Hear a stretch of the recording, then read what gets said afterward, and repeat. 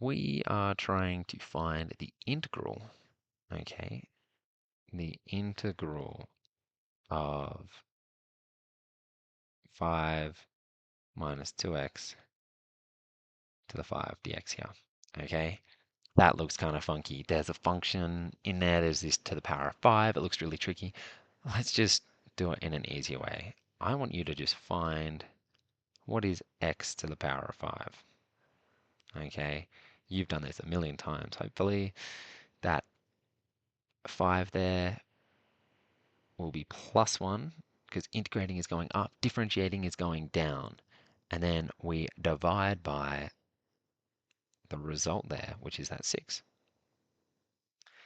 Okay, and remember it's a plus c because there's no definite bounds there. There's no values at the top and the bottom there, so it could be like that. That plus c is to say when we differentiate it, it could be like plus 3, minus 5.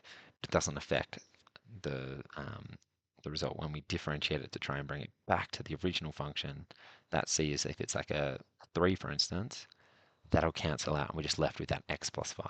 So you need to put your plus c in there. And anyway, the result here is x to the power of 6 divided by 6 plus c.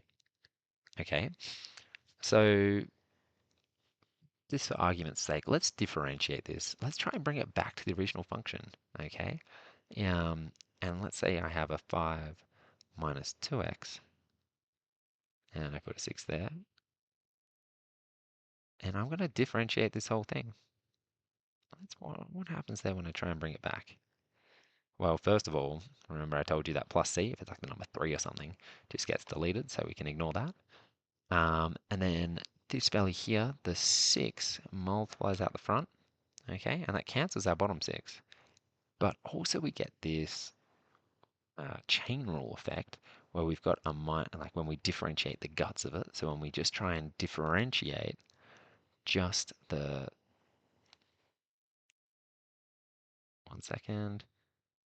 5 minus 2x, then all we're left with is that minus 2, okay? So we multiply this out by minus 2, and we say 5 minus 2x to the power of 5, okay? And so that is what it's equal to. But if you notice, we don't quite go back to the original function. We've got this pesky minus 2 out the front, and that's because of the chain rule. So really, I like to do these sort of questions where you can see like you're integrating and it's a function within a function, like make it simple, integrate it just when it's the x, and then differentiate it when you put the other thing back in and see what happens, and you get that minus 2 out the front. And so really, the final result of integrating this thing, 5 minus 2x to the power of 5, is that is equal to 5 minus 2x. That all stays the same. It now goes up to the power of 6, divide by the power of 6, but also divide by that minus 2 so that you're not left with that value there.